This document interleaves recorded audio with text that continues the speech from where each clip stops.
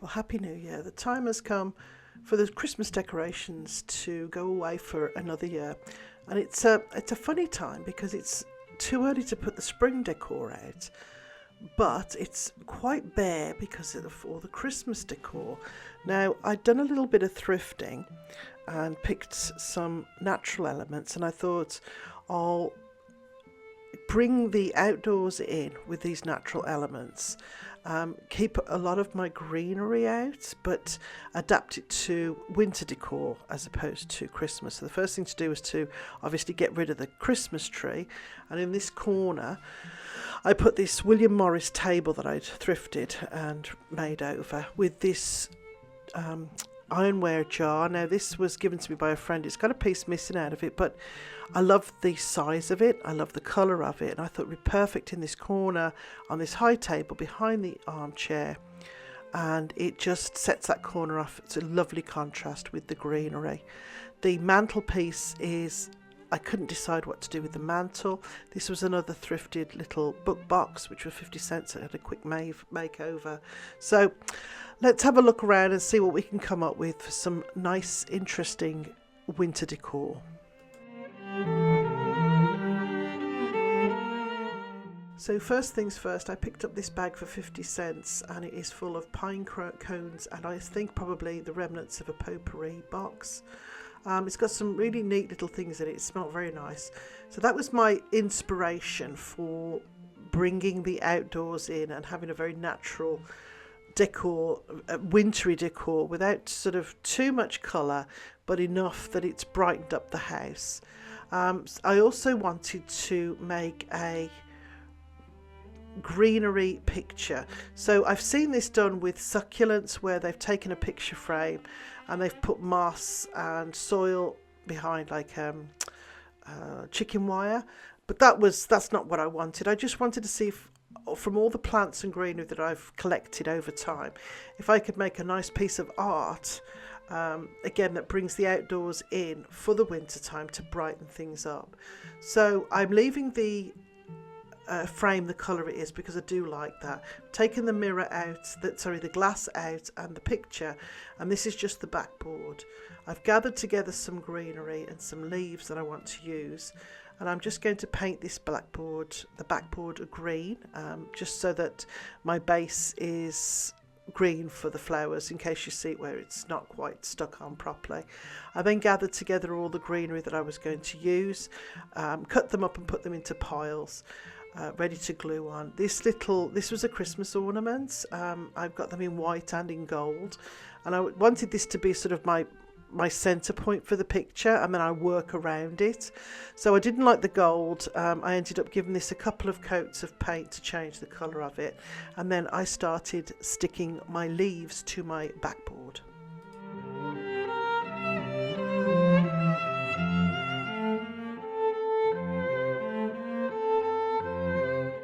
So there was no real rhyme or reason with this. I thought initially I would go in line, starting at the bottom with the larger, darker leaves and working up as I went, but then decided to work around the deer's head, and as you can see, I've just added leaves in layers working towards the centre until either I ran out of leaves or I reached the point that I was happy with the way the picture had turned out.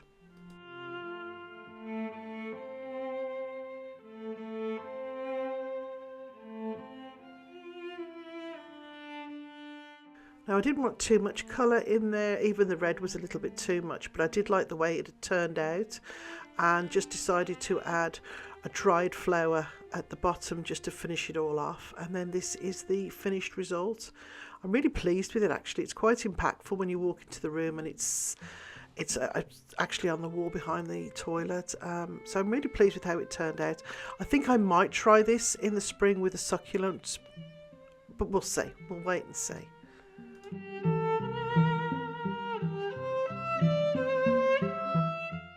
So continuing with my nature theme, this is what inspired everything. These little bowls, I have two of them. I keep them outside usually put lights in them. But I decided my hallway is quite dark, and the light switch is halfway down the hallway, so it's nice to have a little bit of light in the hallway when you walk into the house. There are no plugs, so whatever I do has to be battery operated. So I got my twinkle lights, and these are on timer, and as you can see, I've just put them in the bottom of the cleaned bowl, and then I'm just putting the pine cones directly on top. And as I'm going, I'm feeding in the twinkle lights and the pine cones. I'm also adding in a little bit of artificial greenery. If you have real greenery, you can add that in. And I'm also adding in bits of the potpourri.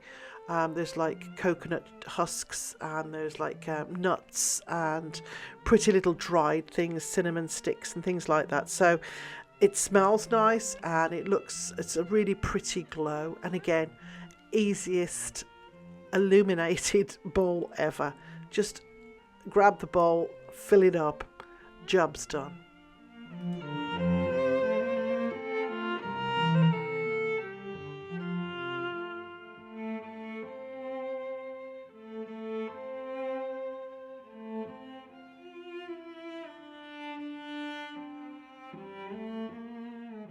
This is another easy craft to do. This was a stoneware basin that was given to me by a friend. There was a basin and the jug. The jug actually had a piece missing out of it, but I've used that somewhere else in the living room. I just took an oasis and stuck it to the centre of the bowl. Now this is quite a low bowl, but it's quite substantial. I like the colour of it, and I like the bits of blue in it. And I thought it would be perfect for the centre of the table. Nothing that's too high. You could do this in any arrangements that you want to make this, any bowl or jug, whatever you want to do, you can use it. I just decided it's nice for a change to have something lower, and then all I did was layer it with all the different greens that I'd used around the house at Christmas time. Once it was sort of getting close to the end, I was filling in with different bits of greenery. I also grabbed some feathers and added those in just for an extra element and a little bit of depth, and then finished it off. I was going to put a candle in the centre, but once I put the candle in, it looked a little bit too Christmassy, so I ended up going with some a horn type piece of decor, which finished it off perfectly, and it looks just great in the centre of the table, and again followed the theme of the room with the the feathers and the greenery, and sort of a hunting theme to it, which again, like I said, follows on with the theme of the room.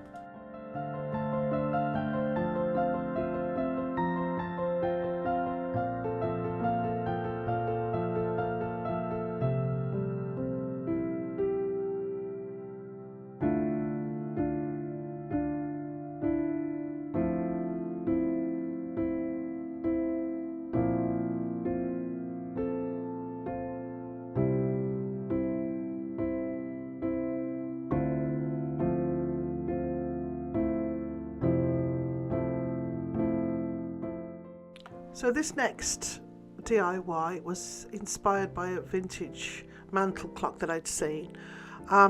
It was two figures on the side sort of supporting the clock in the centre with pillars, and I would like a really nice ornate mantle clock, but I don't have one. I do have one actually. My sister's got one that belonged to my mum and dad, but obviously that's across the ocean. So I thought, well, I'll have a go at making one until I can find something that I really want for the centre. So I took the two ornaments that I picked up for 75 cents each, and I gave them a coat of black chalk paint.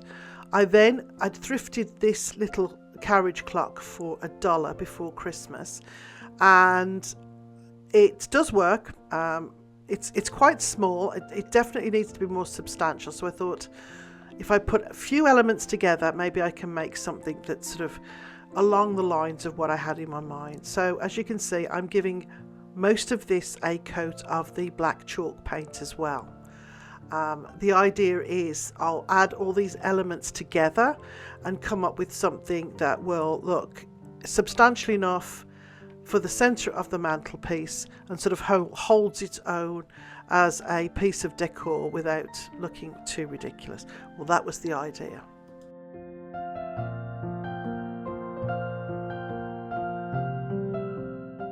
So this disc was thrifted recently for 50 cents, and then these little, I don't know if they're knobs or feet, I'm using them as feet, these were $1 for the 4.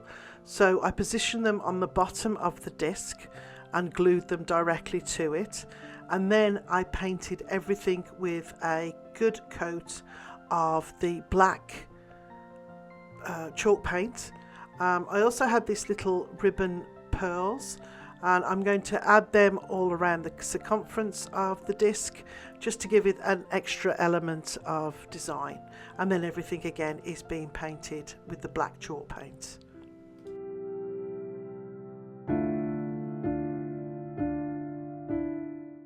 So as you can see, I've glued the pearl ribbon pearl all the way around the circumference of the disc, and now I'm going to give it 2 good coats of the black chalk paint on and around the pearls as well, colouring it all in so everything is the same shade of black.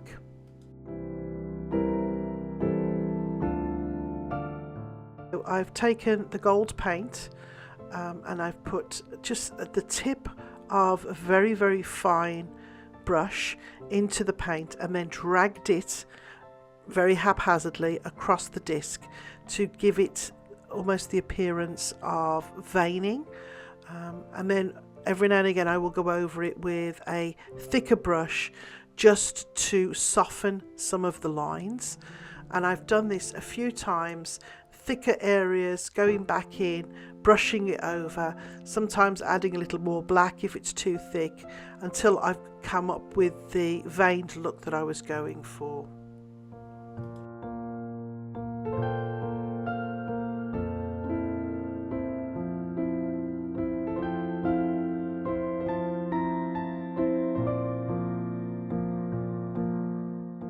Now I've taken the same brush, the same gold, watered it down and then brushed it very lightly on the clock base.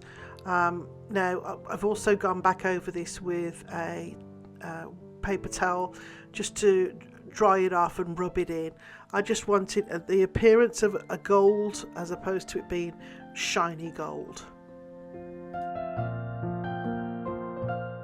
I also took a dry brush with a little bit of gold, took most of the gold off and then brushed it over the highlights of the 2 little ornaments that I'd painted black, the 2 little boys.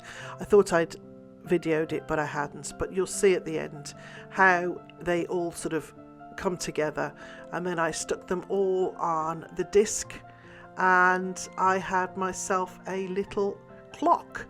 I would have liked a longer disc and had the 1 little boy each side, but I'm quite happy with this until I can find a clock that I really like.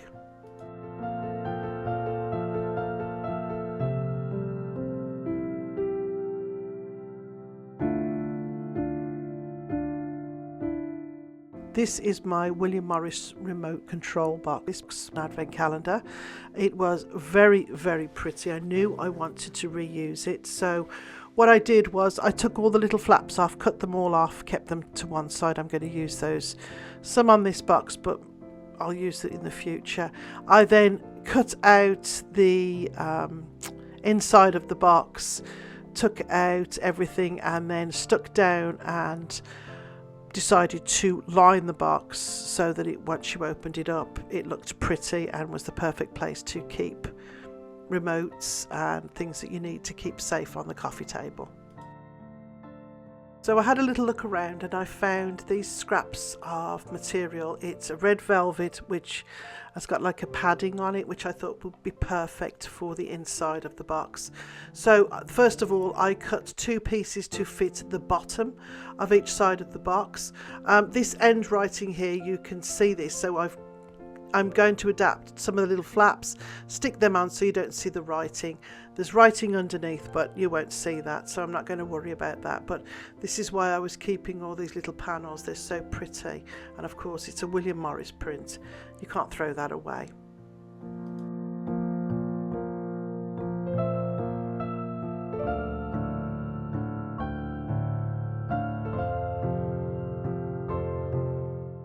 So I've got the glue gun out. I'm going to reinforce all the corners glue everything down so that all the finishes, all the edges are finished as best as they can, and then I'm going to cover some more cardboard and insert it inside the box once the material's stuck down to reinforce the sides and to give it a nice finish.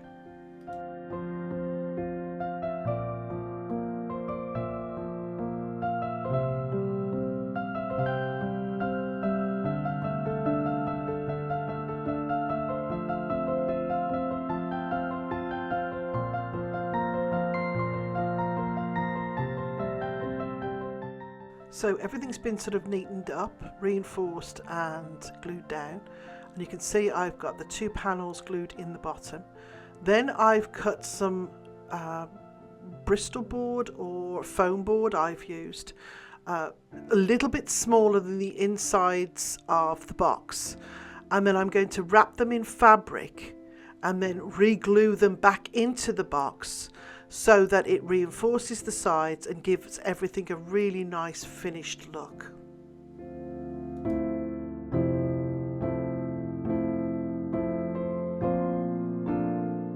So you can see I've cut the little pieces for inside of the walls.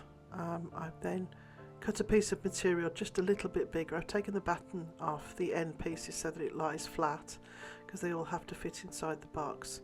Glue, and then just glue everything down, and once that's done, all needs to go as flat as possible, and then glue it back inside the box. And you do this for each of the boxes, so 2 long pieces on each side and 2 shorter pieces, and they should all fit together and finish the box nicely.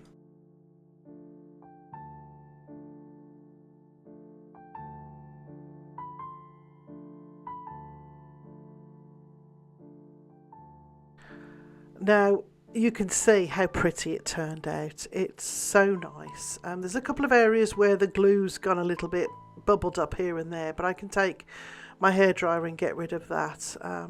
It's easily done. You can see I've finished the end with the little pieces of tabs that I've put on, and all in all it's turned out really prettily, and I'm really pleased that it looks so nice on the coffee table when it's all closed up and everything's contained, and hopefully you'll never be searching for another remote control again. Now back to the mantle decor. I picked this book up for 50 cents, and I didn't like the writing on it, but I liked the spine and also the size of it, so I'm going to be using this as a riser.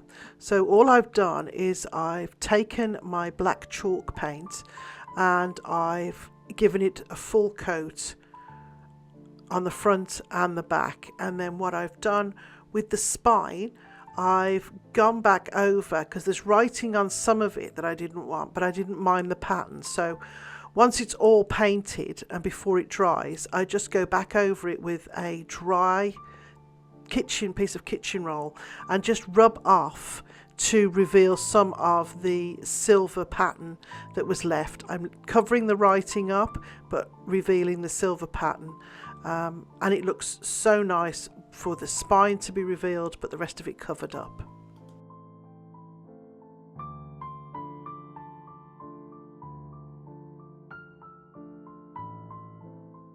As you can see, before it dries, I just go back with a dry paper towel and just take off where the silver pattern is, and again it looks as though it was meant to be this way. It's an old book, the silver's wearing off, and of course it's all the same colour and it looks intentional as opposed to painted.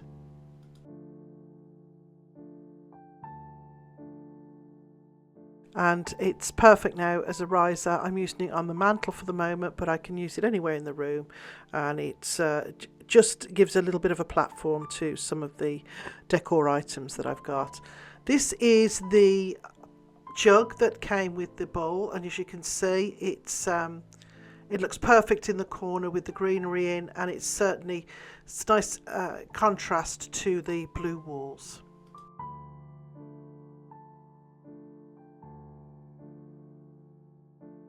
So this is the mantle as it sits right now. I'm quite pleased with it. I did bring my 2 pheasant birds down. I love them.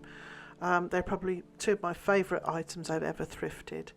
The little clock in the centre, it's okay, it's filled a space. I might work on it or if I can find a clock that works better there, I would love to, but I don't want to spend a fortune on a new clock or a new old clock.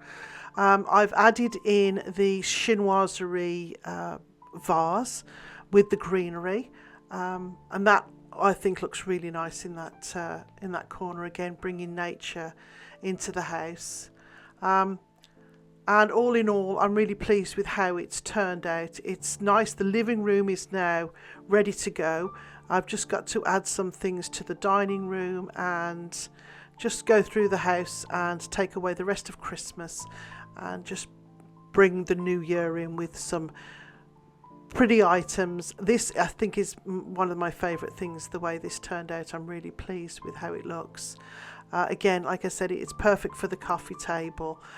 It keeps our TV boxes, TV remote control, if they stay in there, it's great because we won't lose them. We're always losing them down the couch.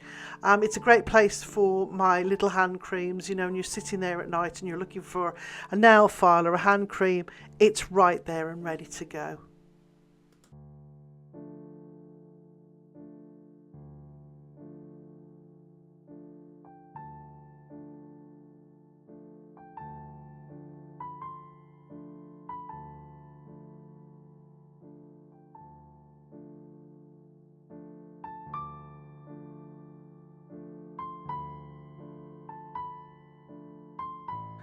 Let me know in the comments below what your favourite item this week. I think the advent calendar was definitely mine. I liked everything, and I really liked the way the wall art turned out with the leaves, but let me know which your favourite was. Let me know in the comments if you're going to have a go at any of these, if you're inspired by any of them. Next week's video, I have some more thrifted items that I'm going to be making over. Hopefully get the rest of my Christmas decor down and my winter decor up. I just want to say Happy New Year to everyone. Thanks to everyone who comes back every week and comments. I really do appreciate it. If you enjoyed my video, give me a thumbs up and subscribe if you haven't already. And have a great week, and I will see you next week.